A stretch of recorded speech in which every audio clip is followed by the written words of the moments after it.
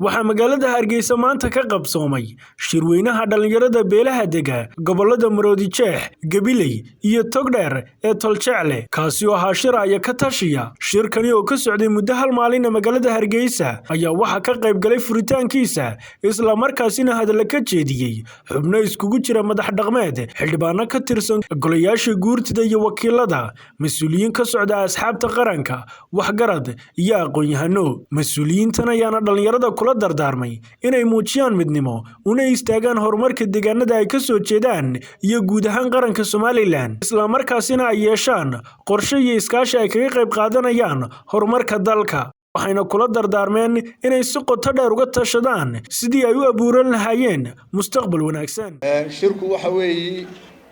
mucdiisa iyo bacdiisa dhalinyarta inoo haysa waxaan Ilaahay ka baryayaa inuu inagu sugo oo inagu simo inaynu noqono kuwii ku fala ee ku shaqeeya wixii wanaaga ee dadnimo iyo diineed iyo dalnimo iyo ahlnimo bale waa talabaade arrimaha maanta in hor yaalla way ballaaran yihiin dhalinyartuna waxa weeye aasaaska ummad waliba ay ku tamariso haddii la waayo dhalinyaro dee oday iman maayo haddii tale la waayo arrin iman maayo kolkaa waxa weeye inagoo isku darayna dhaqankeenna iyo diinteenna suuban waxayna farayso oo ah firfircoonida dhalinyaronimada iyo waayo aragnimada waayeelka inaynu meel alla meeshii aynu inagu doonayno reerkeenna qiimaha leh inaynu u sagno oynu u sahamino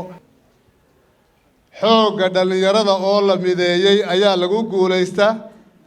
waxaana lagu guul daraystaa oo hoos u dhac ku yimaada dhalinyarada oo tafaraaraq noqoto oo nin waliba hawshiisa gaarka iyo kuwa uu bulshada gaarka la leeyahay oo ku ekaado awal hore waxa la oran jiray dhalinyaro dhulka dadan maanta waxaan leeyahay dhalinyaro dhul furan waayo dhalinyaro dhul furan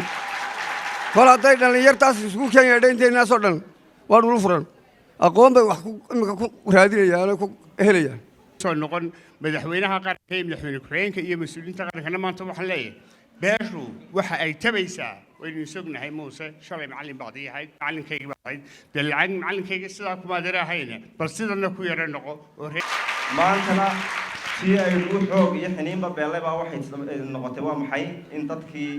iyo deegaanadii aynu ka soo jeednay waa maxay saamigii xaq ah oo lahaayeen aan la siinin saa daraadeed waxaan doonayaa inaan idhaahdo ragga xukuumadda ku jirana waxa la idinka rabaa matalaad dhab ah oo aan dhuumasho dhabarku muuqdo aan hay cid wal oo hore u marta dhalinyaro ayuunbaa bilowda dhalinyaro ayuunbaana dhammaysta marka waxaanu leenahay waa gabayga xaajiga waxaa ku jirtay taalgaba odayadiinii oo weydun aragtaanay shirkan maaha shir Soomaaliland laga tashanayo waa inuu noqdaa shir Soomaaliland lagu tashanayo midnimadeeda lagu ilaalinayo wadajirkeeda lagu ilaalinayo walaaltinimadeeda lagu ilaalinayo beelaha Soomaaliland ee wada dega lagu ilaalinayo wadajirkooda iyo walaaltinimadooda marka laga yimaado waxaan isweydiinaynaa dhalinyaradu maxay u baahan tahay mar xukuumadii Axmed Siilaaye waxa ka kulli wasiir ku-xigeenka dhalinyarada iyo ciyaaraha iyo dalxiiska waa waqtigan kulli aniguba dhalinyaronimada aad u bartay ahmiyadda ay qarankan iyo ummadda ay ka soo jeedaanba u leeyihiin iyo baylahda haysata runtii xukuumadda haatan jirtaana iyadoo ku ololeysay inay dhalinyarada wax u qabanayso oo aanu ka mid ahaa dadkii u ololeynayay madaxweynaha haatan talada haya tacab iyo waqtiba geliyey balse nasiib darro wixii aan islaam u qabanayaa muu qaban arrimaha badan ee dhalinyarada kulley meelo badan gunta waan isku dayay inaan meelo badan bal yar ogaado 22 baa dhakhtarka Hargeysaad ka shaqeeya 22 kaasi isma yaqaanaan wallahi 4 sano 5 sano 6 sano 3 sano 2 sano ay joogeen mushaar ma qaataan cidina ma oga ceelna uma maqna waliba laakiin dadhiijiga waan u geeyay oo waan gaarsiiyay waliba waa intay soo dooratay oo dhan dhalinyarta waxaan idin leeyahay isku duubnaada siyaasiyiintu dadka way kala jiitaan maanta iftiin idin baxay baad samayseen isku duubni baad muujiseen waa inaad isku duubnidiina ka run sheegtaan gabagabadii shirkani ayaa waxaa laga soo saaray warmurtiyeed ka kooban 6 qodob waxaana halkaasi kaga dhawaaqay isla markaasina ka akhriyay Aadan Axmed Yoonis oo ka mid ah hormuudka dhalinyarada beeshaasi. Geesta kale waxaa shirkaasi lagu soo doortay 5 xubnood oo dhalinyaro ah kuwaas oo ka shaqeyn doona horumarinta iyo isku xidhka dawladda guud ee dhalinyarada beeshaasi. shirweynaha dhalinyarada beesha Tolchale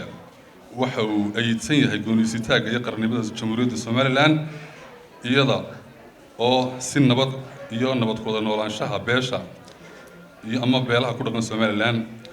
waxay guud ahaanba dhalinyaradu ay isku raacday in gebi ahaanba ay gacan maran ay maanta ka taagan yihiin dawladnimadii ay wax ka dhisteen sanadkii 1991 isla markaana ay halganka iyo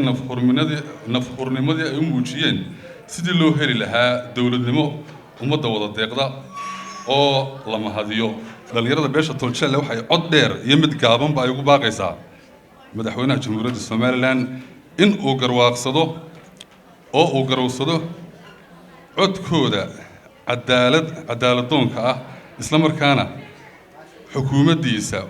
uu ka siiyo matalaad sax ah ee ay u qalanto beeshu annagoo aaminsan